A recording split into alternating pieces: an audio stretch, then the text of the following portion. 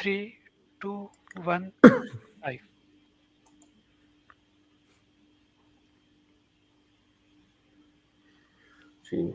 Bismillah ar-Rahman ar-Rahim. Uh, Ladies and gentlemen, today we have the Messiah Files episode 7, and we are so lucky that today respected brother Sadat Anwar has joined us. And definitely in this episode, we will have the comments and we will have some points from our brother, who I can say that among those peoples who are doing this uh, work on the Qadianiyat, Ahmadiyyat, Brother Sadat has deeply and very, very informations and the knowledge about this group. So before that, I will ask Brother Syed Mujtaba to start his episode as presentation. I will request to Brother Sadat if he would say a few words, and then we will start our episode 7. Thank you. Over to Sadat, Brother Sadat, please.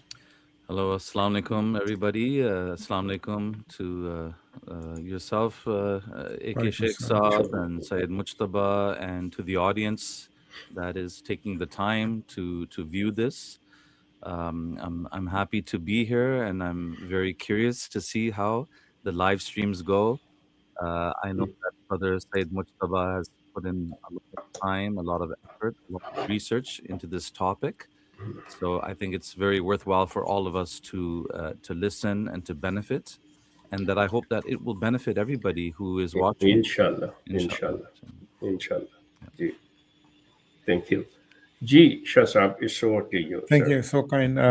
First of all, I'd also like to take this opportunity to welcome Brother Sadat on. So the people, I think it's worthwhile mentioning that Brother Sadat has debated, and the link will be in our information, so you can go and visit his debate with the group. And inshallah, we hope to receive more feedback from him. He is cordially accepted to co-host with us today and as a guest. And also, I'd like to mention that it's 7 a.m. in Canada, where Sheikh Saab and Sadat are joining from. So that's they just prayed Fajr and joined us. So that's additional ajr, inshallah, for you. So I'm Thank just you. going to turn my mic off and start my presentation. So Bismillah ar-Rahman ar-Rahim. We have looked into the previous episode 6, where we talked about Mirza Sahab, particularly in the context of his, I would say, his desire for money. I wouldn't go as far as to say anything else, but I would say his extreme desire to have the money. We looked into that, and we have seen it with critical evidence from his own life and his own books as to how that is plausible, that he was a person who was motivated largely by money throughout what he did. And we looked into his episode of the 700 rupees pension money of his father that he had taken, and how big an amount that was, and so on. So today we are looking into Mirza and education. And once we tie all of these early building blocks, then we will move into his claims and one by one, and we will look into his motivations, and then it will all make sense. So education is very important. And one thing we have changed in 2026 is that we are also going to focus a little bit more on the deen aspect, because it will be a wasted time that we spend purely on one person and having missed the lessons we can learn and improve our deen for all of us. So there will be a little bit of that as well. So let's begin the presentation by saying how important is the surgery. 250 million people roughly go through surgeries every year, according to statistics. And let's say you have a doctor who's going to perform your surgery, and he says that God taught me surgery. And so let me say Bismillah ar-Rahman ar-Rahim and start the operation. So the question for everyone is, would you take this chance? Would you go to this individual who's been taught personally by God? I would take the exit, but we will cover this particular example later on in the presentation. So for now, food for thought. Knowledge is everywhere around us.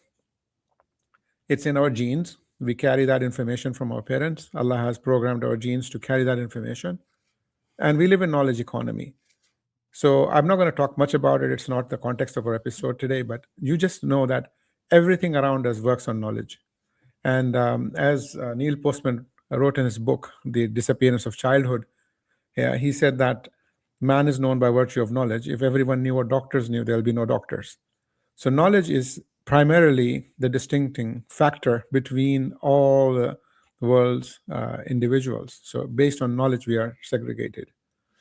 We have learned also to store knowledge, just like we have learned to store water, store energy. We also know how to store knowledge, and primarily in the form of books, in the form of language, universities, so on. So it's very important to know these things. Now, the way a person is educated, it just does not give them knowledge. It also gives them the ability to form opinions, have a discipline, and think and act. So the way you are educated, largely, I'm not saying in every single case, but largely it becomes a sort of a decisive factor on how you are likely to behave. Now, the Islamic emphasis on learning, and specifically structured learning, and Islam is a very prudent religion. It has laid a lot of emphasis on this particular aspect. We have seen this from the ayah of the Quran, the first revealed ayah, this Iqra bismi rabbik. So the thing is, the emphasis here was on read, and reading requires an effort. I'm not going to go into this particular ayat at this moment because we have other things to cover, but it's worthwhile for you as well to do an individual research on this. And there's a hadith of Rasulullah Sallallahu Alaihi Wasallam, and Rasulullah Sallallahu Alaihi Wasallam has said, the best among you, can you imagine the word khairukum? The best among you are those who learn the Quran and teach it. So there is a requirement, a mandatory requirement to become better. We want to be better in everything. So Rasulullah Sallallahu Alaihi Wasallam, when he says the person becomes better, the best, that is the person who learns the Quran and teaches it. So if you see in here also the fact that it has a large emphasis on learning and then teaching. So also the sequence is important. The first sequence is to learn and then to teach. Then again, there's another hadith. It says, virtue of knowledge which is learned and taught for the sake of Allah. Again, it's learned and taught. And this is the hadith that I'm going to focus on today. I've seen many people quote this hadith. It's a very, very important hadith. It says, Rasulullah Sallallahu Alaihi Wasallam said, "Ballighu anni walau ayah." So convey from me, even if it is one verse. Now, there are many things about this that we can say, but obviously I cannot sum up every single aspect of wisdom from this hadith, but I'm going to try and do what I can in the context of a presentation today. So it's important to note that Rasulullah Sallallahu Alaihi Wasallam said, "Ballighu anni," from me.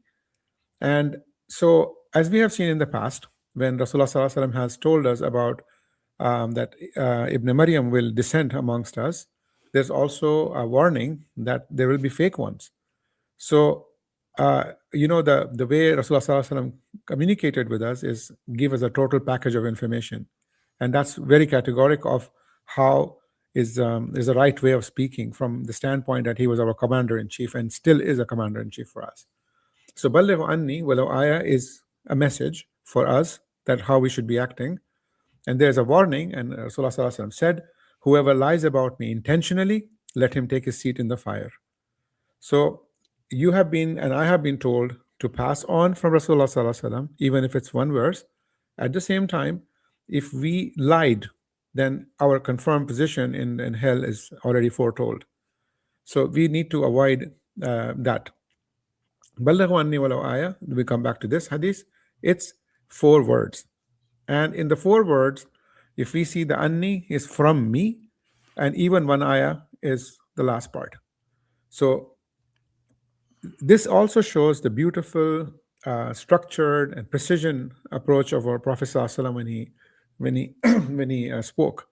There's one particular hadith that I can tell you that one of the first hadiths that I have felt this personally was there is a person who approaches Rasulullah ﷺ, says there is a jihad and I have old parents. So Rasulullah ﷺ in 2 words says your jihad is with them. It's amazing. I speak Arabic, and I can tell you, when you hear so much of specificity in few words, you cannot just move past it. It's beautiful. And also, this hadith has a huge impact and in how we are supposed to conduct. So I'm going to move forward and focus on the balaghu part, which is the convey part. Now, the word balaghu here clearly establishes Islam as a living transmitted tradition. Now, many years ago, I have visited the Natural History Museum in New York, and on one of the floors there, they have the medical section. If you put your hand on it and it connects to the other people, it's amazing to see. That's how our nerves work in the body, and the central nervous system. Any part of the body that loses this gets paralyzed. So the Islam is now a living tradition. It is a tradition that is moving from a relay to a relay, and this is Rasulullah Sallallahu Alaihi Wasallam has commanded us, Ballighu. So now it has become a tradition of passing on, and everything needs to connect. If it doesn't connect, it breaks, and if it's corrupted, then again it's a problem. So anni, again, it implies convey what is from the Prophet Sallallahu Alaihi Wasallam. What did Rasulullah Sallallahu Alaihi Wasallam say? Ballighu anni, from me. The Quran is from Allah, but Rasulullah Sallallahu Alaihi Wasallam is not telling us to ballighu from the Rabb. He's saying ballighu anni, from me. I'm the messenger. Now I'm commanding you, take this message forward. Now, not convey anything. Don't just say anything in my name, because there's a hellfire waiting for that. So you say what I said. Now, what does that mean? It means that there has to be a source attribution. Obviously, we have passed 14 centuries after Rasulullah Sallallahu Alaihi Wasallam. We have not heard him speak. So if we are following the same command, we have to verify that this has come from the valid source, just like blockchain. And then we have to make sure that the accuracy is there. Then we also have to say that the Prophet's wording and meaning are the same. We don't twist them. We don't change them. They are not interchangeable. We cannot just use them and adapt them on the basis of what we need from it. Then the whole concept of Isnad just comes to life. That we have to have a sanad that this is true. This is why people have taken long journeys to go and receive one hadith, because they spent all that much effort to find out the true hadith of Rasulullah Sallallahu Alaihi Wasallam and combine them. And there is obviously prohibition of the fabrication alteration. That's important. Just see from the word anni how many things have just completely risen up from the ground. And as we move forward, we say anni means from me, means you cannot say what you think. You cannot say whatever you hear. You cannot communicate any statement in my name. You have to say what Rasulullah Sallallahu Alaihi Wasallam said and what Rasulullah Sallallahu Alaihi Wasallam meant. It's a very important part. Now, when we move forward, we have to see that the source is important, the truthfulness is important, and it has to be transmitted reliably. It has to be done in a very sacred manner. Our lives depend on it, because the akhirah, obviously. And so just to depict this in a visual presentation, Isnad is like this. If the whole world is as covered by human beings and everyone holds a hand, so that's how it is. Every century, every time that's communicated has to be referenced, has to be written down accurately and cross-checked and verified. From my flying experience, I can tell you, longitude and latitude and everything else. So you have a position, and you cross-check that position with various different things. And this is what it means to be truthful to the command of Ballighu Anni. And again, Anni, now the word Anni has been used, from me, conveyed from me. So linguistically, it has planted a seed of what has to become now. It's now the chain of narration. Then hadith sciences. So authenticity, zaif, and all of that. Then scrutiny of narrators. So not only the hadith, we want to know who the person is, will it come from the right person or not. Then again, fabrication. So we have to be mindful of that, and they have been. And this is why the entire process has become more and more standardized, more and more academic. Now we look at the hadith again. The hadith establishes limits. It's not free for all. So you cannot just say, oh, I have to go out and preach. No, you cannot. You don't have that license. You have been told to pass it on from Rasulullah Sallallahu Alaihi Wasallam. And other thing is, you know correctly. And again, it removes the barrier of, oh, I don't know much. It's walau ayah. It's only one. If you know only one, pass it on. But again, the conditions are it has to be free from fabrication and all that. So invention, again, the moment this comes in, you already know that bid'ah is coming to picture, that it's not allowed. And this sets up against the plagiarism, distortion, fabrication, all of that. Simple rules sometimes they create a lot of sub rules. And I'm reminded by something I've seen many years ago again. It was a simple computer program. A programmer had designed a set of birds and put point A and B. So I said the birds to fly from point A to point B. And the rules he put was two: the birds will not collide and they will go at the shortest distance. And the birds flew. And then what he did, he planted two pillars in between the point A and B. So when the birds approached, the flock approached the pillar, some of them moved on one side, some of them on the other. This was not a program rule, but they were obeying the first rule. So it is natural to have more and more structure to support the load of the situation, but as long as the principles remain the same. In 4 words, an ocean, Rasulullah Sallallahu Alaihi Wasallam, and there's a hadith of Rasulullah Sallallahu Alaihi Wasallam about it, that Rasulullah Sallallahu Alaihi Wasallam was blessed with such speech. That's so, and this is I have a policy. I don't use Rasulullah Sallallahu Alaihi Wasallam and this person in the same page, and I will not do that in the same line. So there's no comparison, but please have a look at our Rasulullah Sallallahu Alaihi Wasallam's hadith and see how amazing in few words the things being conveyed to us. So moving forward, Islam is about structure. So just like you cannot have a tower with hollow walls and design that you created, it has to be in a structure, because Ummah is growing 2 billion people, and mashallah, grow more. So the command of passing on has to be also structured. So there is a structure that is fully strengthened. The Quran, it has been given to us in a specific format. It has been memorized, transmitted publicly. So, I mean, regardless of, the oldest scripts, the Sana manuscripts and all of those, you can see it's the same.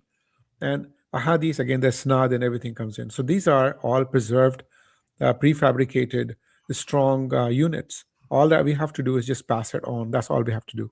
And you can construct 2 billion people to 20 billion people. If you follow the principles, it's not a problem. This is why bid'ah is prohibited, because if everyone can claim private inspiration from Allah and start making changes in words and meanings and all of that, then what's the purpose of convey from me? It just defeats the whole argument. Then the truth will fragment, then contradictions will multiply, and religion becomes personality driven. That's pretty much the problem, right? And the truth is replaced by opinions and personalities. So not only the word should change, that when you are passing the message on, you make sure that it's passed on from Rasulullah Sallallahu Alaihi Wasallam. It shouldn't appear that we are representing in some form or shape so people start following. We talk about that in future episodes, inshallah. But for now, what is knowledge? So we talked a lot about knowledge. So what is it? Broadly, you can categorize knowledge into 3 areas: how the world works, how to understand certain meanings, and how to live and why we exist. So the first one is empirical knowledge. That's where the atheists focus more on. It's the medicine, the biology, the engineering, the astronomy, evidences. So they say, oh, prove me God exists, things like that. How to understand meaning is like rational knowledge and mathematics, logic. So these are all understanding meanings of certain things. And that's what the second type is. The third type is revealed knowledge, which is Quran, Sunnah, and revelation to prophets. This is also knowledge, but it is coming from a different source. And to put that into context, Allah subhanahu wa ta'ala has revealed to our Prophet sallallahu alaihi wasallam the Holy Quran. So the Quran for Rasulullah sallallahu alaihi wasallam became a wahi, and it was directly received, and it was not learned from any other worldly sources. It was, I don't want to get into all of that, but to get an idea of it, it was a wahi from Allah Rabbul Izzat, and Rasulullah sallallahu alaihi wasallam received it as a revealed knowledge. When the Quran was given to us and is given to us, it became revealed as a foundation, but it's not a wahi for us. It's a wahi for Rasulullah sallallahu alaihi wasallam. For us, it's an empirical knowledge which we can use aql on. It becomes a fact because we know that the Quran is a fact. We are not here to see it as revealed knowledge. We are here to see it as a worldly, truthful, factful book. And that's what we have to understand, that we can apply it through our reality, the Quran. And this is the thing I need to make clear here, because there'll be so many points we're going to link it to in this and the future episodes. So now the revelation and the reality have been merged together and they became fixed. So there's no change now. No one can bring up new concepts and say, oh, I thought about this. I mean, I had a dream in which all the Anbiya came and said this to me. They won't change that because the revelation has been locked and closed. The meanings that Rasulullah Sallallahu Alaihi Wasallam gave us is finished. You cannot interpret it again. Then knowledge in early Muslims. So this is important to cover in here because a lot of what we think about knowledge is in the sense of knowledge. Now we have to see in the knowledge that people want to receive voluntarily and willingly. So what did the early Muslims use their knowledge for? So the question is, did they become pir fakir and sat down and take bayat and all of that? Or they invested their time learning and passing the knowledge on? What was the command of Rasulullah Sallallahu Alaihi Wasallam? It was the latter. They were in quest of knowledge. They were moving forward at a breakneck speed to get knowledge and pass the knowledge on. And they did not become peers and saints and created a civilization and sort of institutionalized the knowledge as a one shrine or whatever. In the first 300 years of we were talking about in the Urdu episode, there's not a single mention of any such thing. Because knowledge was sacred. They wanted to get it because there was a command directly for it. So the concepts of ilm, tafakkur, ijtihad, all of them came up during this period. To summarize it, in the first 200-300 years, there was a massive revolution of knowledge. I mean, books from Greece were brought in and translated. It was never before seen. If you see any other religion, you don't find this kind of a hunger for knowledge. Entire sultanates were funding projects to get more and more knowledge. The Darul Hikmah in Baghdad, for example, and so on. These are all examples of how important knowledge had become. It was if I don't want to use the word, but I think it can be said that the knowledge became the single most important way of reaching out to Allah and His creation. And that's what they place an emphasis on. And so there was a huge mandate, and there was a lot of money being pumped in, and all of these institutions were created. And Al-Khawarizmi, Algebra, and there are so many others who are from this time. And they all came up learning not only Islamic knowledge, but science and technology and everything else, medicine.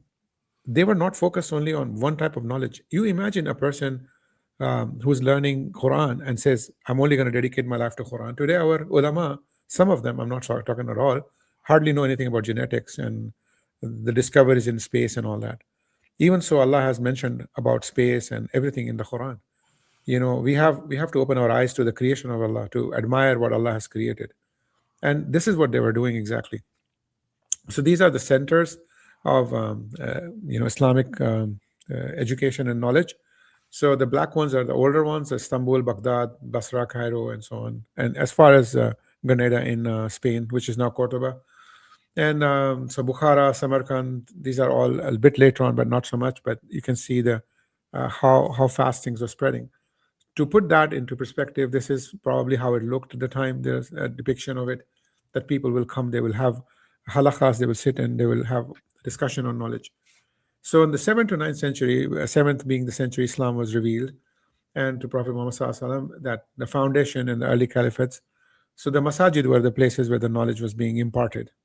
And then 9th to 13th centuries is the golden age of Islam. This is where dedicated academies, Darul Hikmah and all of them in Baghdad came up in this time. And then later on, it was furthermore strengthened, and this journey of institutionalizing it continued. I want to take these names in here because we're going to cover some of them in the later episodes. So if you look at the period 8th to 9th century, pretty old time, as you can see, 1200 years ago from now. Basra and Kufa, names like Al-Khalil ibn Ahmad and Abu Hanifa, who we know, Hanafi and all that. So they are primary students of these areas. So, you can see Al-Khawarizmi in 9th century, and Al-Ghazali, Ibn Hajar, Imam Al-Ghazali again, and Ibn Rushd. So these are some of the names that we can take on here. Mujaddideen, we're going to have a session on this one, particularly because Mirza Sahib has claimed this position. So we need to talk in detail about what a Mujaddid is and all of that. But today, not that much. It's only to know some of the Mujaddideen. And so these are the Mujaddideen from Umar Abdul Aziz to Shah Wali Al Dehelvi. And we look into all of that, and you can see all of them have taken an effort to study structurally. So to take Imam Shafi, for example, he wasn't born in Mecca or Medina. He traveled there, and Imam Shafi'i and rahimahullah. And so when we look at the journey that they used to make, is like this: they would go long distances in the heat of the desert on camels. It wasn't pleasant. I mean, these are not people going out to get a citizenship or escaping persecution or going for a decent job. They went to seek knowledge. You have to remember that. And just to put that into perspective, Baghdad to Medina would have been a 1,400-kilometer journey, and it would take about 30 to 40 days on camelbacks. So you can imagine they were willing to take this hardship just for the sake of seeking knowledge. So how important must have been knowledge to them? And learning, so now we've looked into knowledge, we've seen the people who sought knowledge. Let's see what learning is very quickly. So learning is not just knowledge, it's also experience, it's also understanding. And we are constantly absorbing that in our brains, and we're learning. A child of 1 month is learning, and a person of 100 years is learning. So we're constantly learning. As I mentioned to you, we are essentially knowledge packets. We live on knowledge. And so our genes and everything else, we talked about that. The impact of structured learning. So we talked about how learning structures the brain and disciplines it. So we'll look into that now. So the types of learning, you can divide them into three. Unstructured learning, which is self, you can sit at home and learn. Then semi-structured, you attend a part here, part there, learn from a video and learn from some sittings. And then structured learning, taking a particular journey into learning. I have done a little bit of work in my flying license, and I tell people, no matter how many air crash videos you watch, you won't be able to fly a plane, because you will know all the technical words. You may even know more than a real pilot does. But the thing is, that information is useless because you only know words. The real discipline comes from hard work. And that's the reason why a curriculum-led institution can only generate outputs. So, a medical curriculum, for example, can make a good doctor. And we talked about that, and we'll look into this now. So structured learning not only gives you knowledge, it cultivates intellectual discipline. This is important. What does that mean, intellectual discipline? Well, I'm not going to use big words. I'm going to explain those to you. So a human being, when they get knowledge, they form opinion and facts. So from your knowledge, this you burnt your hand, this thing is hard, it burns my hand. But you can have an opinion and you can have a fact. So there has to be a balance. Always we will have opinions. Now, a chair is a chair, and a person says a tree, somebody says it's a bench, somebody says it's a chair.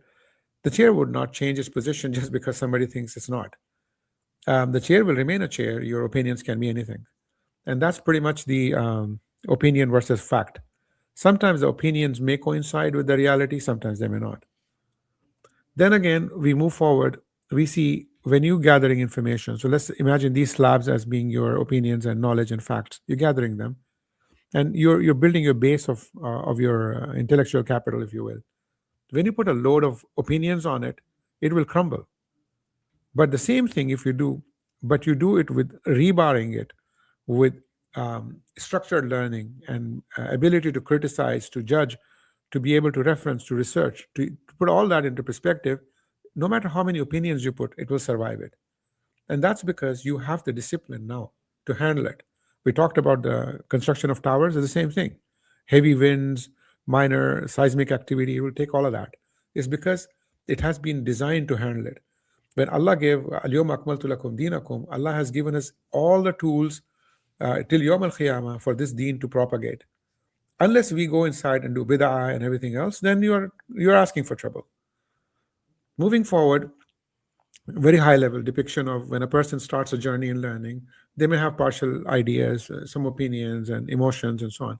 As they climb up, the emotions will start disappearing, and then they'll get some research and they'll form some opinions. And then with experience and exposure, they keep growing, and then they will develop more and opinions and research and so on. This is a very normal, logical flow of every human being. I'm not going to get into specifics. There was a slide on that, but I skipped it because to reduce time. And scholars are humans, right? End of the day, they're not exceptionally gifted that they cannot have opinions. They will have opinions, and that is the whole reason for us to have ijma. So one scholar can say certain thing that the way they feel, but we will have to go back and check, just like an autopilot in the plane, in the aircraft is cross-checking the other, so we don't make a mistake. So we go back and check what others have said, and the more vintage, the better it is, because then they have been given structures much earlier, so we can reference like testimony of other scholars is much more useful for us, and that's why we look at the ijma. So today, for example, there are many people who just show up and decide that Isa alayhi salam is no more. I mean, Prophet sallallahu alaihi wasallam didn't tell us that.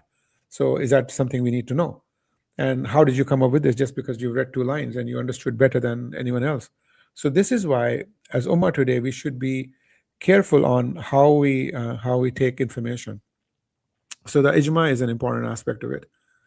So the social identity theory tells us that once opinions become identity, and then they say, oh, we are the ones who understand this correctly, with time, they will form into sects. There's no other way to do this. If someone says, I understand this better than everyone else, I'm telling you, a sect is on the way. And we talked about it, revelation was fixed to us. It's reality, no more changes to it. Then human understanding grows and with debates, and it becomes refined. And then it leads to interpretation and opinions. Now, what happens if the person who has the opinion is charismatic and has a very strong opinion about something, and the structure is weak? It will lead to sect formation. But if the person is very charismatic, has a very strong opinion, and there's a strong structure, so, I mean, they will have a healthy pluralism, and then they'll have a school of thought. Now, we can take these examples. Hanafi, Shafi'i, Maliki, Hanbali, these are all schools. But nobody celebrates Imam Abu Hanifa's birthday or dresses up like Imam Shafi'i or any of that. Or the Shafi'i calling a Hanafi, you're going to hell. That doesn't happen, yeah? Because they are built on methodology, usul, not personalities. They operate within the Quran and Sunnah, The disagreement is on how to drive rulings, not on identity or salvation. They don't say, no, our understanding is the only one that's going to get you into Jannah. And then the founders discourage personality and cultism. So this is why, as I showed to you earlier, structure is strong, charismatic personalities, there's no problem to have that. But then again, the structure preserves it. Then, this is the example we've seen in here, but sects or movements, they become loyalty driven, yeah? Disagreement shift from which is usul to who is on the right path. And they say, no, this is not the usul, no, we are on the right path. We are the one going to Jannah. And the charismatic founders, and they play a larger role. They say, no, you don't pray behind them, don't do this, don't do that. And then all of these things just pop up. And this is, again, the example of that. You can take a screenshot and come back to it. So anything that requires truth, safety, and competence requires a structure. Self-authorization is dangerous in both surgery and in religion. So that's why medicine requires universities, aviation requires flight schools, Islamic knowledge requires isnad, ijaza, and all of that. That's why if you want to call yourself anything in the deen, you have to go through the process. And that's because you have a mandate convey from Rasulullah Sallallahu Alaihi Wasallam. You have to be truthful to it. So I'm not going to get into all of that, but this is just a depiction of it. So if you're going to learn medicine from YouTube videos and reading something at home, and then 10 doctors will join together, they'll have different opinions. But if they go through the university, they follow the internships and everything else, the outcomes are consistent. They will become, no matter if it's a doctor from Vietnam or Cambodia, they will still operate the same terminology, they operate the same way. Largely, the structure is intact. Now, I'm not going to go into details. Please take a screenshot of this, but it's important to highlight a couple of points because we'll discuss them now. Structured learning teaches you how to separate opinion from evidence. Unstructured learning, there's that difficulty. And then how to respect previous scholarships. So you will respect Ibn Taymiyyah, for instance. So how to work within rules of verification. How to tolerate being corrected. This is all what you learn in structured learning. Whereas unstructured learning, rejection of any correction. I'm sorry, I have my own meanings. I don't care what you think. Then there's a lot of tendencies. Like they say, no, my way of looking at it is the right way. And again, if they are charismatic, they'll tell the followers, I'm right, and all of that. That just mixes up. So, last slide on this one. So, structured learning disciplines the ego really, and it trains the brain to live under the truth rather than above it. So, isnad, ijaza, methodology, usul, tafsir sciences, all of those things are there to ensure that this happens. Now, again, having said that, I'm just going to make a disclaimer that not every self learned person becomes irrational and not every learned person becomes humble. So, that's that. And then, if a person has lack of moral development, has unstructured learning, has a strong motivation, and an ego and grandiosity, it's a perfect storm. When all of these things combine together, it becomes a sinister output. We'll look into that now. So, when we look at Mirza's education is limited to home, essentially. We'll look into this again in the upcoming slides. At the age of 10, he was taught by Fazl Ilahi. He learned Quran. So just imagine a 7-year-old child learning Quran. What's he going to learn? And he learned a bit of Farsi. And then from the age of 10 above, he learned from Fazl Ahmed Arabic grammar. And 18 years, he learned with Gul Ali Shah Arabic grammar and Greek medicine. That's pretty much all his education that we know from his own books. There's nothing further in this. He has not learned anything else. So at one point in time, he says that his father put teachers as servants for him. The word servant is quite unnerving. I mean, of all the things, I really don't want to pick out small points and say, oh, he said that aha moment. No. But really, you call your teacher a servant? Like, I mean, it's just, and the Urdu word is naukar. Like, I mean, it just makes no sense. But anyway, so he says that his father put some servants to teach. Anyway. Then later on, he says, I'm sorry, nobody taught me. God taught me. Okay, in your writings, a little bit up, you said that you had Gul Ali Shah and all of them. Now all of them disappeared. So he had this keyboard where he had delete buttons. He would just delete anybody randomly. So that happened. Moving forward, Mirza and medicine, we will talk about this very quickly. And before I talk about medicine, we'll talk about nature versus superstition, because there is an episode coming up on superstition. So if you have diabetes, you'll go to a hospital because you want to boost your energy. You want to see a herbalist, maybe. But if you have a extraordinary illness, having dreams and all that, you may go to a Peer Saab and then ask for some spiritual guidance and everything else. In subcontinent, the percentage varies. People can even go for diabetes to a priest. That's crazy, but they do. And why did this start? And how did it become more and more? These are all doctors, by the way. I mean, mostly when we see doctors, we see the far left guy, the allopathic medicine guy. I say, oh, that's the doctor. But there's a Chinese medicine, Greek medicine, Ayurveda, and all of that. So they all have their own linear programs by which you become a doctor. And we're going to focus today on Greek Unani medicine. And that's somewhere in here. And it's pretty old. So you can take a screenshot. I'm just going to skip because of time. And so I mentioned to you about illnesses in the past. It was like, and still is in Africa and many places, people feel that it's because of witchcraft or I'm not discounting here. I mean, in the last episode we got a lot of heat for skipping on the part of evil eye. I never said anything about evil eye. I did mention that largely we believe this, but evil spirits and all of that. You have to think logically about this. So illness was largely a supernatural event in the past, and so Greek society was hugely, they have a lot of myths there. Age of Titans, gods coming down to earth, marrying, half human, half this, Perseus, and everything else. I had those slides and removed them, but they made the switch to become rational, and they said, well, disease is natural, so the cure must also be natural. It cannot be that God is angry, person falls sick.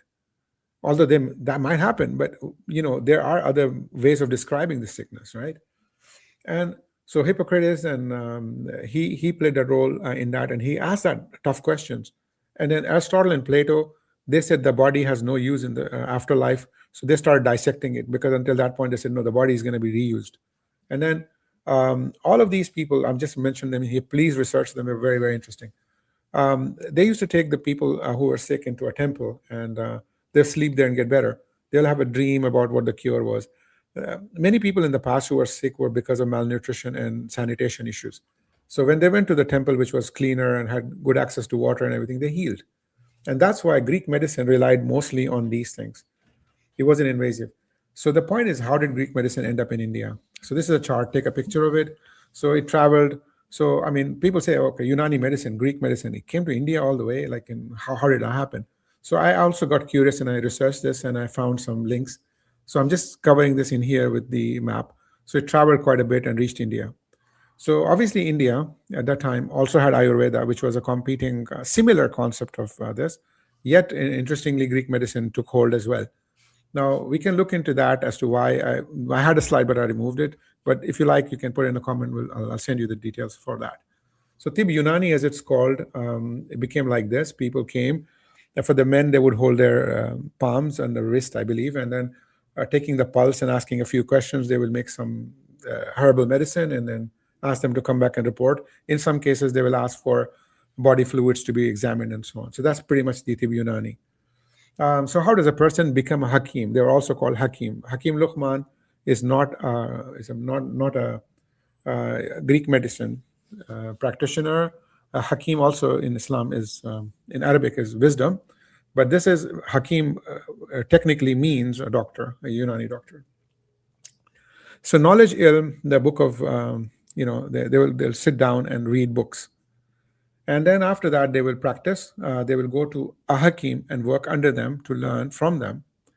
And also, after having practiced and learned enough knowledge, they will then be given a ijaza, which is a permission to become a hakim. And that all happens under Ustad, and it would take somewhere around 7 to 15 years.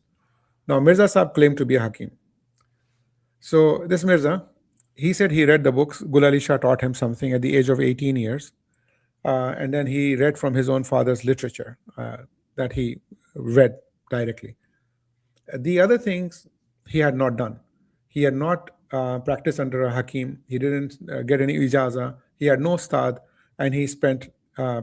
There's no record of him spending any time learning, particularly this tib. The time of Mirza, there were a lot of people who are known for their work. I'm going to talk about Hakim Ajmal Khan, who was born in 1868. He was younger to Mirza, and he was a physician, and we'll talk about him now. He was born 1868 and died 1927, and he was interestingly called Masihul Mulk. The title of Masih was given to him, and not himself putting a title, but people called him Masihul Mulk. Now, he was appointed as the chief physician to Nawab of Rampur 1892. Mirza had no such position. He established a Tibia college. Mirza had done none of that. He participated in Khilafah movement. Mirza was supporting the British. He was favored by the British, and some titles were given by the British to Hakim Ajmal Khan, and not a single title was given to Mirza by British. And Hakim Ajmal Khan also came from a family of doctors. Mirza says his father had books. I'm not really sure. There's no such literature on that. The big difference here is Hakim Ajmal Khan, he raised funds and he put money from his own pocket to sustain the college. And the Indian Express, when they celebrated his 150th birth anniversary, they mentioned that he was a guy who was a person who literally put a lot of sacrifices in building that college. Now, Mirza Sahib, on the other hand, had come up with concoctions and said God gave him the recipe of the medicine. Now, I'm not using this is not a picture of Mirza. This is just an illustration, because a lot of feedback we receive from our episodes were that we need to put a lot of pictures. So I try to do what I can. So here you go. This is a picture of divine recipes coming down to make medicines. And so he came up with a medicine called Tiryak Ilahi. Tiryak Ilahi.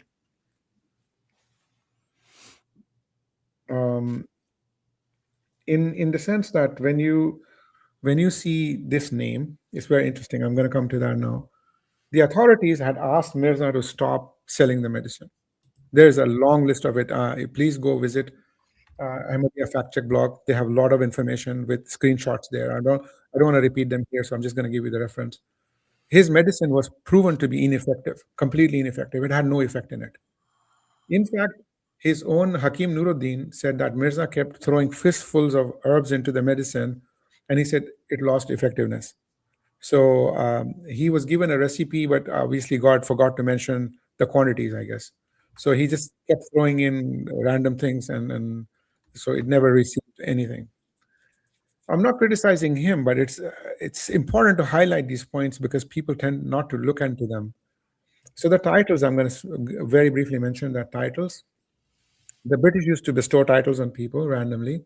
Hakim Ajmal Khan received title of Hazikul Mulk, Kaisar-e-Hind, and Sir Syed Ahmad Khan received the title of Sir Syed Ahmad Khan, so he became Sir. And unfortunately, Mirza Saab was a huge fan of the Queen. There's an episode coming up on that. Some seriously cringy letters he'd written to her. And despite of that, British never gave him a single title.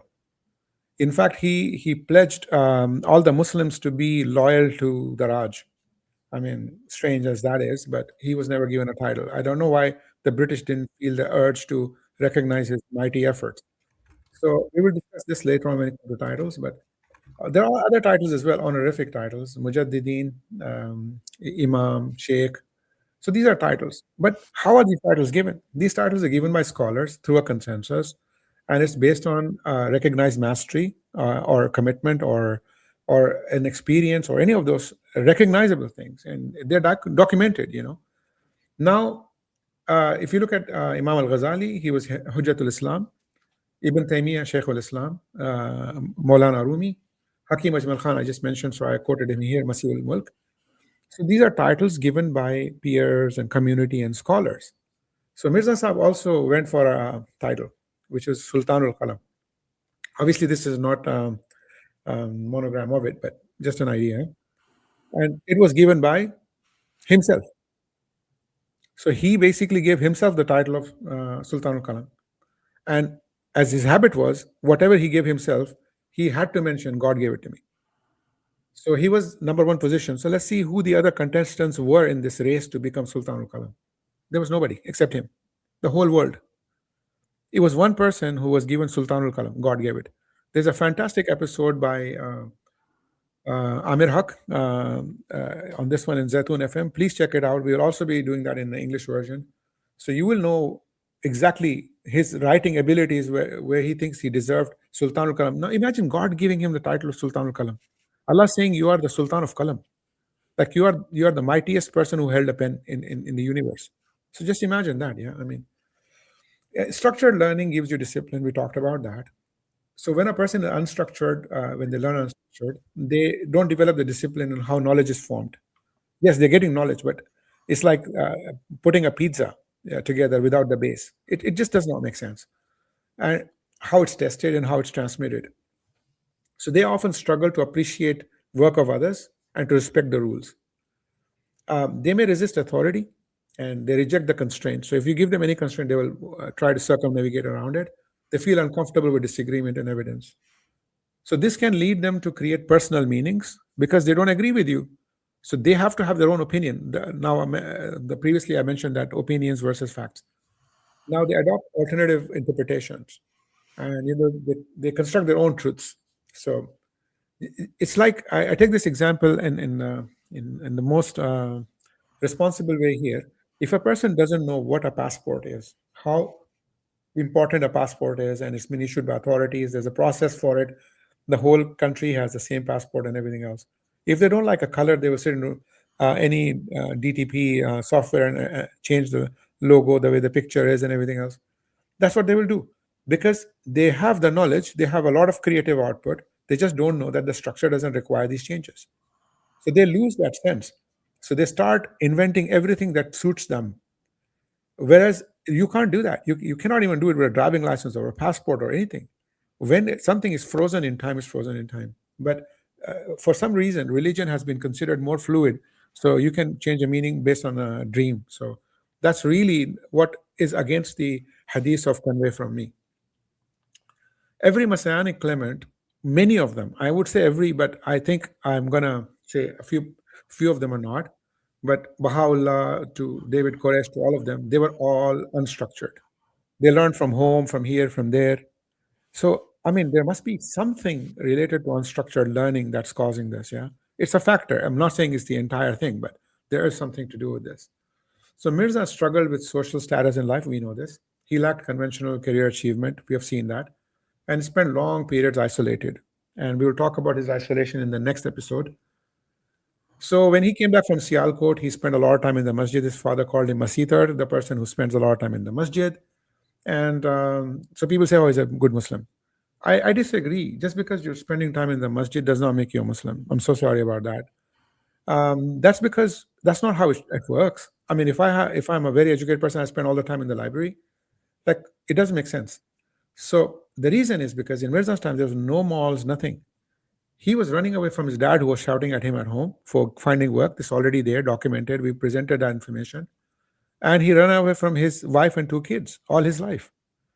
So he was not going home to avoid them. What was there? Masjid. So he sit there and debate. That's all he had done.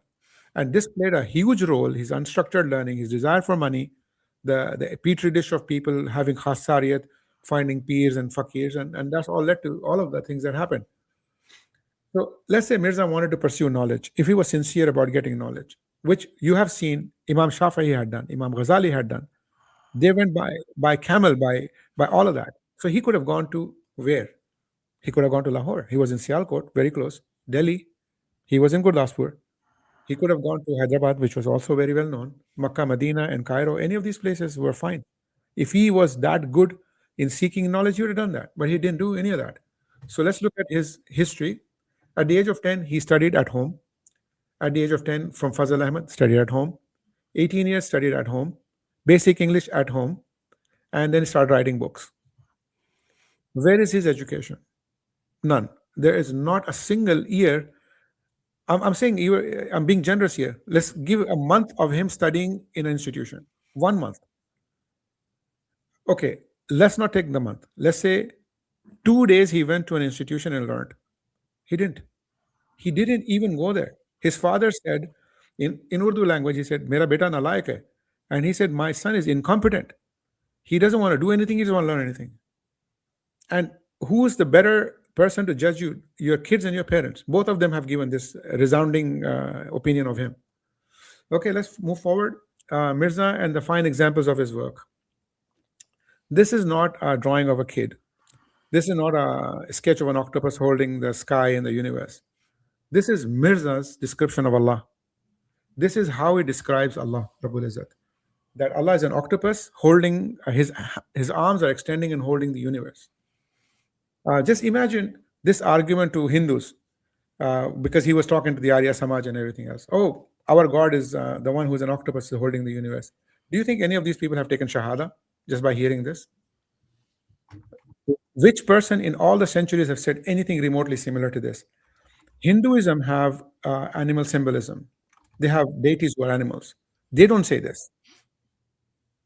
We don't symbolize. Laisa kamislihi shay is what we say. And he goes on to create the impression of an octopus with 8 arms extending and holding the universe. Okay, let's go further. This is not a thief entering somebody's bedroom. This is Mirza's description of Allah. In literal words, he said chor. The word thief he used for Allah. Okay. This is him. And this is how he describes Allah's revelation to him in English. I love you, I'm with you. And there's more. I just skipped that. So when you see this, does it look like to you that this person is really eloquent and he has gone through a lot of hardship in studying? He's been to Oxford and everything else. It's clear he has not been anywhere.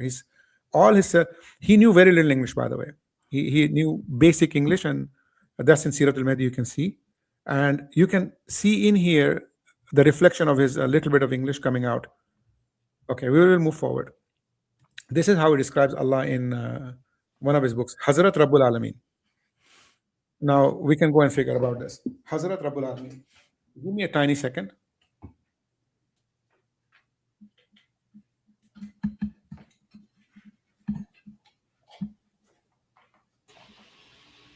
Brother Sadat, so far it's okay, or you have anything to say? I apologize. I just needed to drink a little bit of water. It's excellent. It's excellent. I guess a couple of points maybe that I was thinking about is that all of the examples that have been given for how we would not go to a physician or a doctor or a surgeon who has not undergone the proper, rigid, structured learning.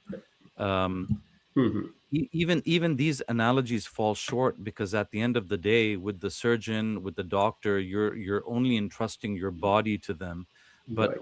when it comes to spiritual learning, religious learning, you're entrusting your soul. So, And your Yes, soul yes, and yes. these matters that pertain to our salvation are far more important than the body, so Absolutely.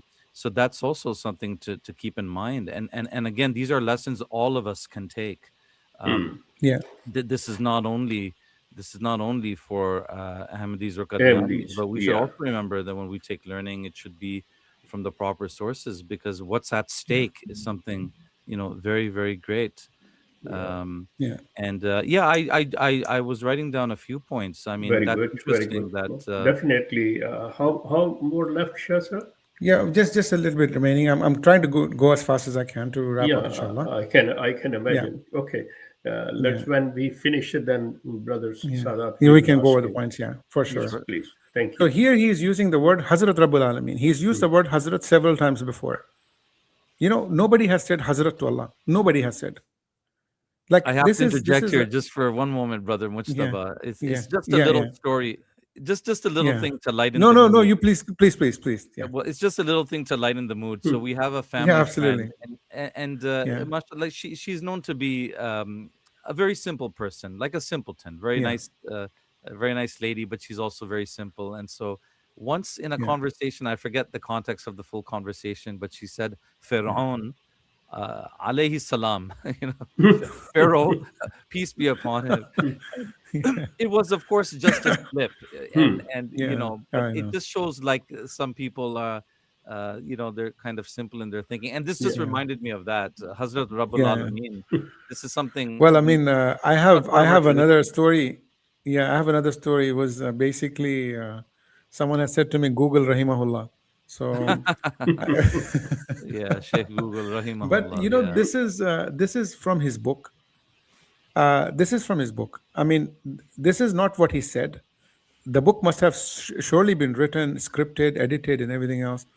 I mean, what I'm trying to allude to here And is when, not his and use. many his learned friends like Noordin and the others, Mali Abdul Karim Sialkoti, they have seen this word, Yeah, but even they didn't mention. I mean, come on. Well, it even shows it Muhammad Ali absolutely, Lahori, Sheikh Saab. even. Ji, ji, yes, Yeah. Sada. No, the reason is because I'm trying to show you here his lack of knowledge is showing in everything.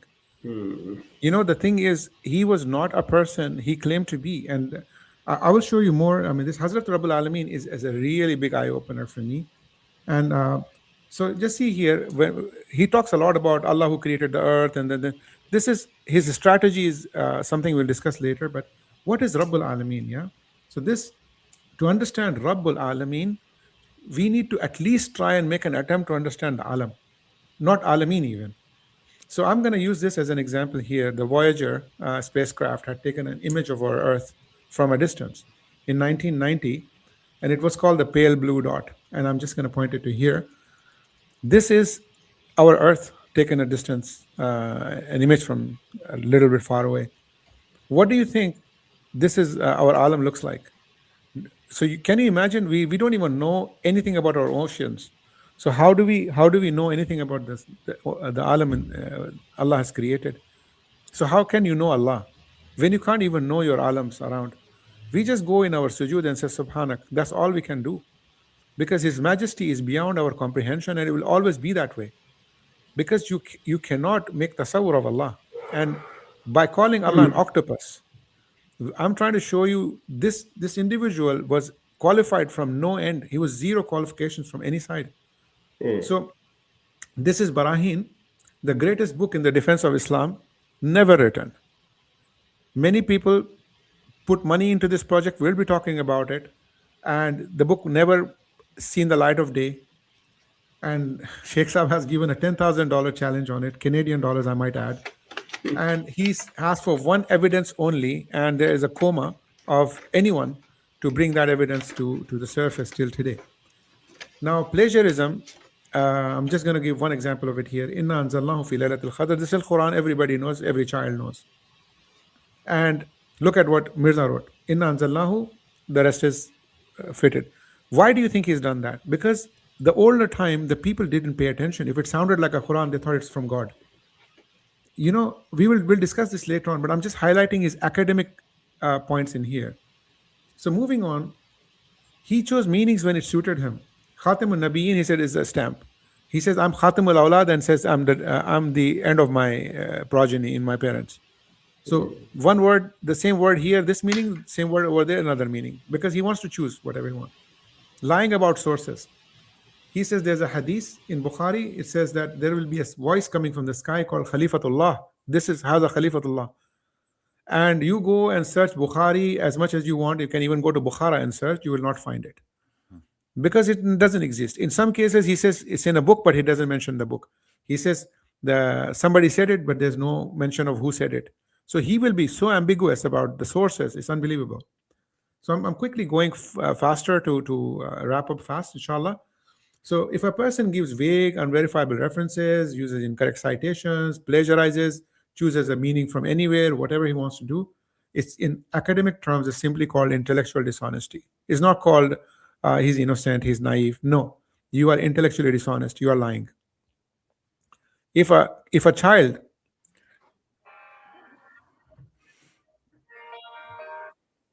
I think if had he had Chat GPT back then, maybe he would have used that. uh, well, I'm coming to that actually. It's very interesting that you mentioned. If a child has submitted an essay like that today, will fail. Okay, he's condescending towards scholars. He's condescending towards everyone who had a position. We will be having an episode on that. Abu Hurairah radiallahu anh is a companion of our Prophet, a pillar of Islamic knowledge. He was a scholar and a teacher. He had Rasulullah sallallahu alaihi wasallam made a dua for him. His memory was amazing, and he narrated 5,300 ahadith. I'm not going to read this kufr that Mirza has said, but he goes on about Abu Hurairah radiallahu anh for no reason. There is no reason to discuss Abu Hurairah. There is no reason at all, But he chooses because he cannot entertain the idea somebody's getting a recognition, even though that person has no relationship to him whatsoever. And he does this with Anbiya, he does it with Allah, he does it with virtually everyone. I mean, this is, we will talk about it, but I'm only specifically referring to his education today. So moving forward, so we looked at this, Mirza's language education. He took some grammar classes here and there. Obviously, he didn't have it. He made claims. Islamic education, he didn't have it. He made claims. Unani medicine, we have seen he didn't have anything. He made claims. So Mehdi, he was not, but he made claims. Nabi, he was not, and he made claims. It's a habit of his to make claims for what he was not qualified. This has been his journey. He just makes, it's like a person smoking in a no smoking area, and you say you're in a no smoking zone, you're making a violation. He breaks a glass, and when you discuss breaking a glass, he will say he will stab somebody.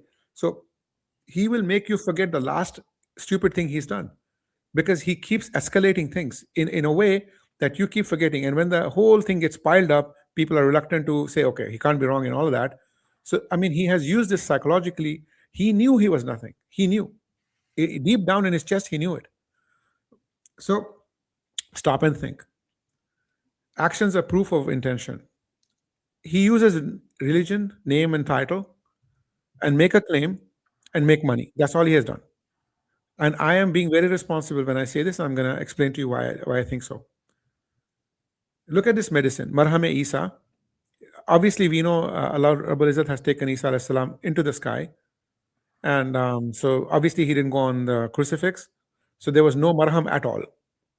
I mean, why is the marham needed when Isa alayhi salam wasn't even there? So that's besides the point, right? Some people believe he was. So let's go with that then. He uses the name Tiryak-e Ilahi, Marham Isa, particularly because it invokes religion. Because people are more inclined to believe a brand that has, coming from a peer, has a name of religion on it. Okay.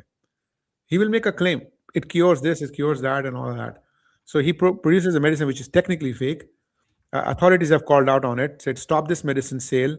Don't do it. Go check Ahmadiyya fact check blog. All the information is right there. And to what? To make money. Okay. Just remember these 3 steps. Use religion, make claim, and make money. Now let's change the product. Let's bring Barahin in there. Same 3 steps. Use religion, defense of Islam, make a claim. I have 300 proofs It's going to destroy out of the water all other religions and everything else. People have paid money. Authorities have called it out. Public. Sheikh Sahib has put a 10,000 bounty on it. Nobody can bring one proof. He never wrote it. And what? To make money. And now salvation. He's doing the same exact thing in here. We are the Jamaat. You have to follow me. Wasiyat, Chanda, and everything else. The Quran has called it out. There's no such thing. The Hadiths have called it out. There's no such thing. The public till today, scholars have called it out. There's no such thing. And they continue to make money from it. I'm going to just quickly go back and forth to show you the 3 steps being stagnant and everything else around it changing. So this is Marham Isa. The product changes. The 3 steps stay. The 3 steps stay. The product changes. It's the same 3 steps. That's all he has done. Make a religious claim. So let's extend this and see what happens here. He's written books. I don't know who's written them. We'll talk about that. Names of the books: Fatehul Islam, Victory of Islam, Siraj Munir, Chashme Ma'rifat, Shahadatul Quran. When people are listening to these titles, they're thinking, my goodness, there must be something totally amazing in it. Shahadatul Quran. Quran is giving testimony. Can you imagine? Quran is testifying. Subhanallah. And when you look at the book inside, it's all about him self-praising. There is not a single page of any book in which you will find purely the defense of Islam. It will be him. I have gone through the pain of, with Mirza Akram Sahab, gone through the pain of reading the book. I'm telling you, it gives you headaches. It's So you're him saying and that the titles are clickbait? absolute clickbaits. We're gonna cover Barahin Ahmadiyya. You will be there, brother, and you will see it. What else is it? What else is it? Again, I'm gonna clarify this point to you. Mirza wasn't talking to these chat GPT Googling people. He was not talking to them. He was talking to these guys, the villagers. They were subdued by the situation. We talked about this, the colonial era situation. People were sick. There was not enough to go around, and people lacked knowledge. So he came and he promoted the idea, and his gradualism was that he became a peer. Till today, people are afraid to talk in front of peers because they think some bad thing was going to happen because he has Muwakkilin and all that. This belief system we have. He used all of that, and he came out with these clickbaits. What is Tiryak Ilahi? Which medicine is from Allah? Everything is shifa is from Allah. So medicine is from Allah now? You think about it. Allah Shafi. So now you're saying, if I wrote on Panadol today, instead of that, I wrote, astaghfirullah, I'm not going to say that, but if I wrote something Islamic on it, does that make it better medicine? Or it is more marketable, you think? It was More marketable. Yeah, more more marketable. marketable. He was playing to the rafters. He was playing to the bleachers. He was playing to the people who he knew his audience. He knew he was not going to convince the scholars. He knew it. So he was antagonizing them. So he was going to I'm these. sorry, but I'm reminded of Sheikh Ahmad Didat, and he gave an example of Yeah, how yeah, in the village setting. I don't know if he was talking about South Africa at this point or whether he was talking about life back in in Gujarat or in India. But he yeah, said, the typical Muslim, even if there was like pornographic writing in Arabic that they find on the ground, their instinct intuitively is to like pick it up and kiss it and touch it on the forehead because, again, if they can't read Arabic or if they can't read at all, what they have is like an emotional attachment, right, yeah. to Arabic and to Islam. And the point is that can be easily exploited It by has been people, exploited. right? Yeah. It is exploited for generations. It Mm. has been. It is still largely prevalent. You know, the thing is, Rasulullah Sallallahu Alaihi Wasallam's uswa. I mean, when Rasulullah Sallallahu Alaihi Wasallam lived, if you see his life, his reverence was through action. Islam is an action-driven religion because Allah is going to weigh things in the Quran in the Akhirah. The thing is here is show and tell because we will talk about this. We talked about this in the past as well. The thing is because predominantly the subcontinent population has always been more afraid of religious people because all the psychology of bad things happening, there's one guy preventing that from happening. I go to the peer, he's talking to Allah. When you lose faith in your dua, your iman is out.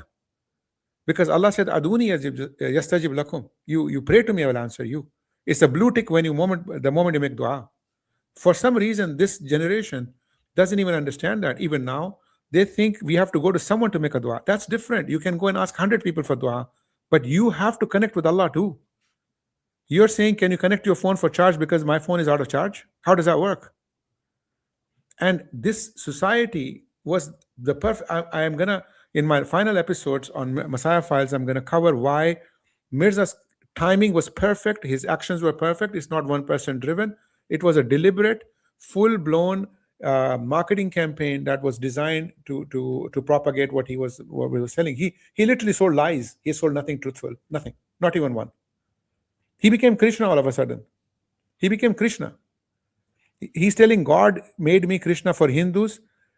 And why didn't this happen in the past? Why wasn't Isa alayhi salam for Christians and somebody else come for the Yahud?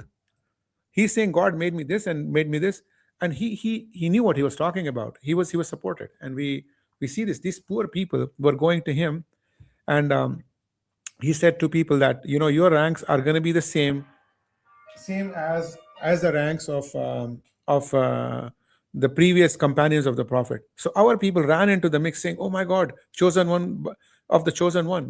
This is a great opportunity, an ordinary person becoming a Sahabi. Let's do this. He was selling it. This was a marketing ploy. So his notable habits were breaking the tradition, going against established works, changing the meanings when he wanted to, introducing new stories and concepts, zilli, bruzi, avatar, whatever, falsely quoting sources. We've seen this. And he kept stealing. He stole names. His name is not Ahmad. His name is Ghulam Ahmad. He stole titles. I'm a Nabi, I'm a Mehdi, I'm this. He stole ideas. He stole the idea from Sir Syed Ahmad from here, from there. And he stole the text from the Khadian, in Anzalna fi Laylatul Qadr. He changed this and changed that. That's how he did it. This is his manipulation. How we can explain this biologically, because we always refer to this. So the limbic system is tied to something called the prefrontal cortex of the brain, which is responsible for empathy, morality, and everything else. When this is not developed, it develops with lots of things. It's not just chemical, it's experiences and everything else. I'm not going to get into that, although that was a slide I removed. So when a person lacks this, and repeated dishonesty rewires the brain. So we have guilt circuit. We feel guilty. We feel bad when we've done something wrong. There's a conscious talking to us. So that, and also it strengthens the reward without effort circuit. And then it builds a loop habit. You just become a habitual person who does exactly the same thing every day.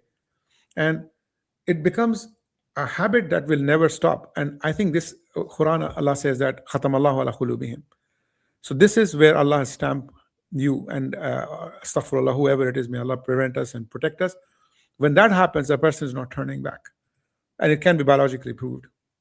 So I'm closing now through this segment that I've added into the presentation called Think. So the Holy Quran is many things. Is Shifa, is Hidayah, is Noor, all of that. Plus it is also our way of knowing how our Rabb communicates with us, or how Rabb has chosen to communicate with us. It shows Allah's language, Allah's style, Allah's theological boundaries, Allah's absolute transcendence, and everything else.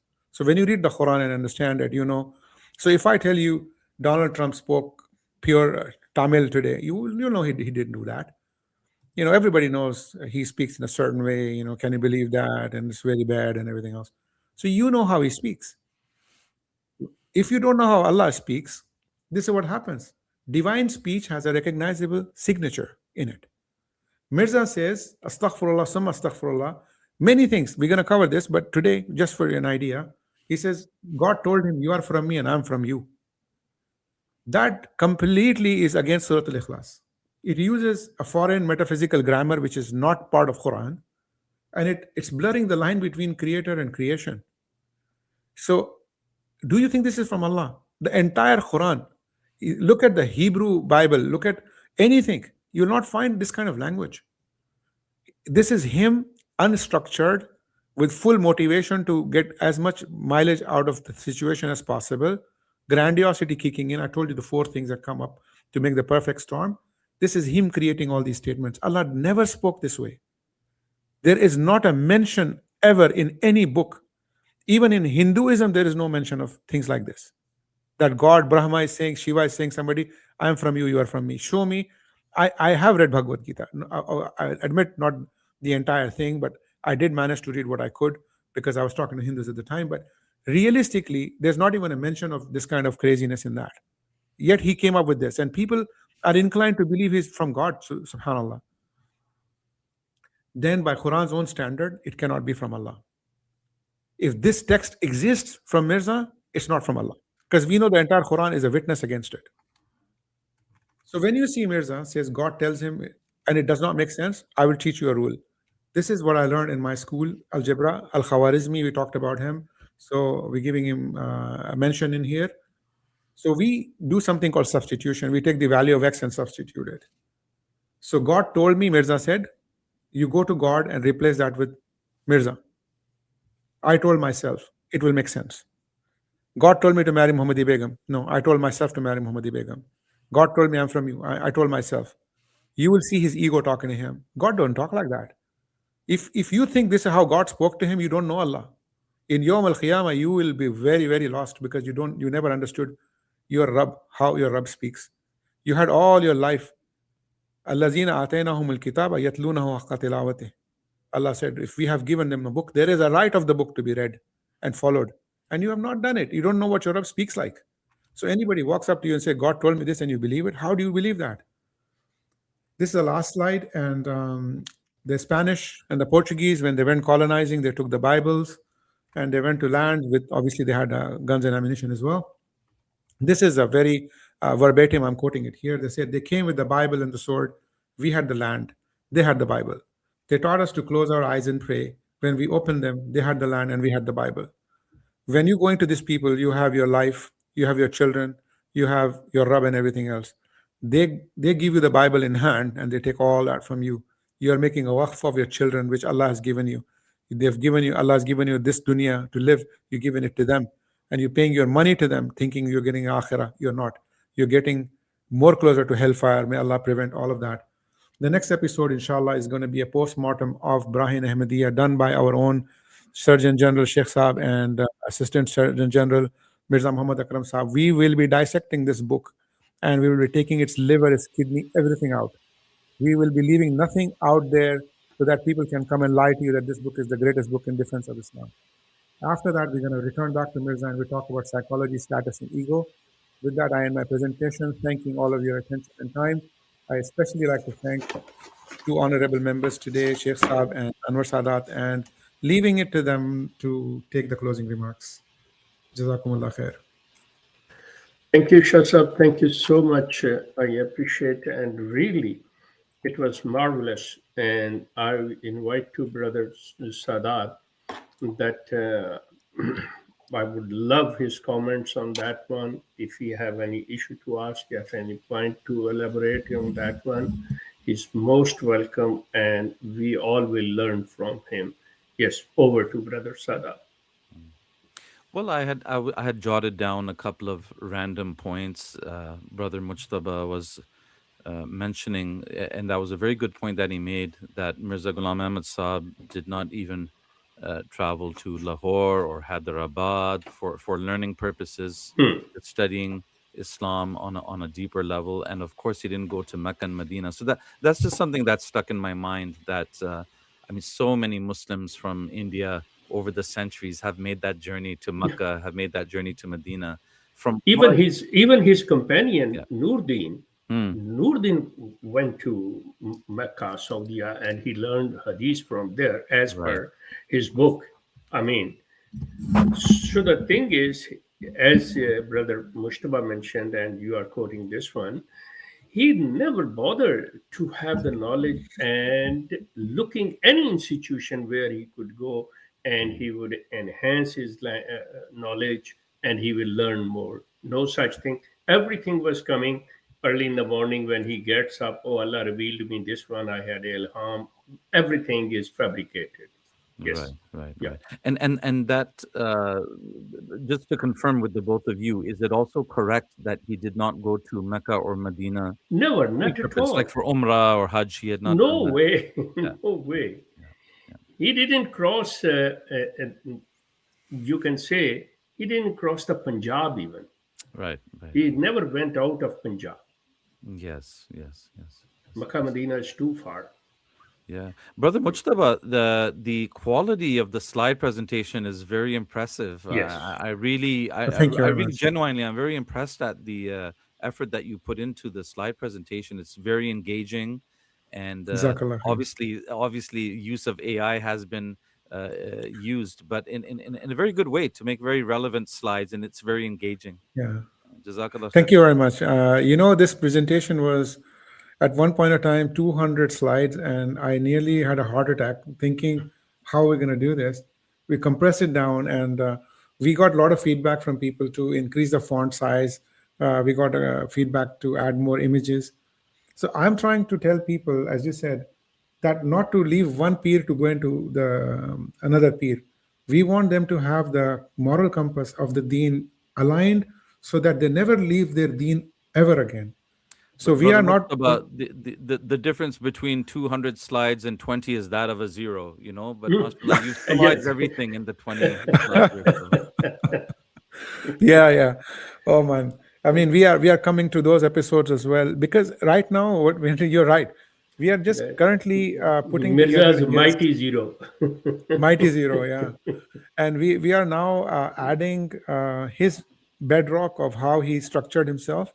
And when we come to see his actions, I'm going to play a CCTV camera of him action one by one, and you can see it coming.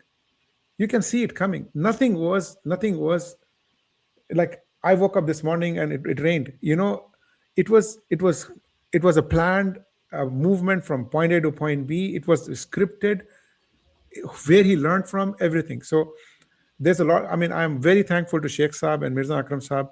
Wallahi, they recognize me. I remember when I called Sheikh Saab, he was going for a dentist appointment. I told him, "Can I get 5 minutes of your time?" And he said, "I'm going for dentist. I will call you." And we spoke. And I told him, "Sir, I've done a little bit of research. I need your help." He said, "Whatever is needed, I'm available. Don't worry." And we put together people from Deen. There are, in our team, we have Alima. There's a lady, she's an Alima. She's helping us. We are trying to be as honest and genuine to this cause as possible. That's why we don't entertain debates. We don't talk bad. I don't want to use his image. I don't need to use Mirza's image. There's no need for it. I want people to see what he looked like. All the images of Mirza that are out there are from his early years, and they've all been touched upon. His eyes, if you can see, they're not realistic, real eyes. In those days, there were video cameras. They could have made a video of such a gigantic Nabi. I mean, there are videos of World War II, World War One. There are videos of many things. There are high definition cameras of many. There are many pictures out there. Queen Victoria's pictures are there for all purposes. They didn't, or they hid those pictures. His elder year pictures are not anywhere. Show me a picture of him when he crosses 60. Do you think he looked like that? Smiley face sitting over there and everything else? He was shouting angry rants at people, calling them Zurriyatul Baghaya and everything. Do you think this is a person who was calm? They want to show you the serenity of this individual. He was not. He was not. He was a complete, absolute insane person ranting. He wrote 1,000 lana in a book. Yes, Lana, yes, yes. lana, lana. Yeah, So yeah, you think a person can write that in a book? In real life, how do you think he's going to act? yeah, yeah. You don't want to be around him when he's losing his mind. Right, right. And you're mentioning Queen Victoria reminded me of another thought that I had while you were doing the presentation. That did he not at some point also say that the kings of the world will seek blessings through my garments? So I was Yeah. They surprised found that, two African kings to do that. Well, yeah. I mean, So I yeah. was surprised that Uh, Queen Victoria, as you mentioned, she never replied to him even once. Huh? Never, ever, Never. she replied. And that's what he was quoting, even saying Mm. that I don't know why she's not responding my letters. Why she's Mm. I not will tell you one replying. more thing. Sheikh Saab, please correct me. He Gee. has not only written to Queen Victoria, he's also written to other heads of state. Nobody replied to him. Yes, nobody. Nobody. Mm. He was trying to see the if you look at Fatimid dynasty and all of them, he was taking cues from different people when they became stronger. They wanted to occupy a place and call it their own. They wanted legitimacy politically as well, and that they never received. There are many things. We are coming to that one by one. our Messiah files is unlike any other stream you will find, because our content is original and we are going straight to the jugular. We don't want to sit and talk about Khatm Nubuwwat and everything, 'cause we're not interested in it. If they declare another religion, we'll support them. We will fundraise for them to open their temples. But since they call themselves true Muslims, we have to, because it's like a bunch of immigrants, illegal immigrants crossing over in America and calling themselves true Americans. Do you think the American government is going to sit down and say, okay, you can make your own flag and everything else? The fact that they call themselves true Islam, this is something we can't accept. And that's why we have done all of this work. Sheikh Saab has dedicated his entire life. I mean, you're talking about a man giving up his entire life. I know his life. Mm, Most people don't know his life. He has literally given this to the servitude of Allah. And we have to make good on this. That's why we don't debate. We bring factual evidences. Every slide that has gone in here is reviewed. And sometimes there are still mistakes in here. We correct them. We come back with comments and everything else. We are bringing attention to the points people miss, because human beings, we have a 270-degree vision, but we still focus on thumbnail. Our focus is very small. So mm. we want to bring the 270 degrees panoramic view of how he operated. Right, right, right, right. Well, I'm looking forward to the future episodes. This No, whetted Inshallah. my appetite for more, no, and definitely we will Jazakallah let khair. you know before time, and inshallah we will have you in our coming episodes. And Mirza Akram Sahab, are you there, please? Shah Sahab, Mirza Yes, Sahab. Akram Bhai is here. Akram Bhai aa gaye hain. He's here. Yes. Yeah, okay. So, And just to, agar khatam kar rahe hain, to just let me introduce Mirza yeah, Akram Saab and Sheikh Saab are the two cardiac surgeons operating on Barahin in the next episode, inshallah. thank you, Shazab. We got the new name. But anyway, you people are the learned people. You people know, and they solve your, and all credit goes to you guys. I really appreciate and thankful both of you. So, until before we are leaving, Brother Sadat, if you would like to say any few words, you are most welcome. Otherwise, we will leave that for the there's next. just yeah, there's just so many thoughts running through my head. But I guess just one kind of interesting one is that I've just finished reading a book, a very interesting book on W.D. Farad, also known as Master Farad Muhammad. This was the founder of the Nation of Islam uh, Hmm. sect or cult in America. And again, there's so many parallels and similarities. So, Brother Mujtaba, if you haven't already, at some point, consider reading that book. I Finding will. it's called Finding W.D. Farad, but it's Yeah, spelled this is Farad. Elijah Muhammad, that group. Yeah, He's the one with the Malcolm X. Correct, yeah, correct. But this was the Yeah, teacher of Elijah Muhammad. This is the alive. one who Yeah. they say is Allah in person, astaghfirullah. And I'm telling Astaghfirullah, you, yeah. Oh, yeah, yeah. your slides would apply so much to that situation as well. To, for example, he was preaching to largely uneducated, lower income black migrants from the South who had Hmm. come up to the north to Detroit and Chicago. And so he could basically tell them Islam is anything. And they would just accept because they didn't really know. So there's so many parallels. And as you said to me when we first spoke, this is something that we can apply in our own lives as well too. This is not just about Ahmadiyyat. This is about the general trends that always apply in these kind of cult-like scenarios and so forth. I'd like to add one point, if you allow me, Sheikh Saab and Anwar, Gee, very please. quickly, Brother Sadat, is that, I've lived in Canada, you are there. And one of the things is that the cold weather is nasty because everything around you is trying to take your body heat out of you. Whatever you touch, the air, the water, the metals, everything. This dunya is designed to take your iman out of you just like that. Mm, Everything you touch takes your iman out of you. You have to wear heavy clothing to protect your iman in your chest. And these people prey on people who don't wear good clothing. When they go out, that's easy for them to prey. We have covered other messianic people like David Koresh and Shoko Asahara. They are they are replica of each other. They are replica of each other. Everything that they do, they will ask for money, inheritance. God speaks to me. The revelation is mine. I've been chosen. The words are, you could replace one name over another and the script is the same. So it's something phenomenal to see. And I'm speaking to one brother from the Ahmadiyya group, and he speaks to me virtually every session I do. He messages me and everything. In fact, he's calling me now, and we speak. And then he told me, "What do you think Mirza was going through?" I told him, I'll give you my analysis, but it has to be between you and me, and don't ask me to prove it." He said, "Okay." I gave him my analysis. He said, "It's so scary." He said that I was coming to the same conclusion. And I will be giving the conclusion at the end, inshallah. And I'm telling you, these people, if everybody is writing four on a piece of paper, and one is in Germany, one is in China, and they don't know each other, and when you tell them to put the paper up and they say, this is 444, what do you think is happening? It cannot be a coincidence to that degree. The trigger is the same, the stimulus is the same.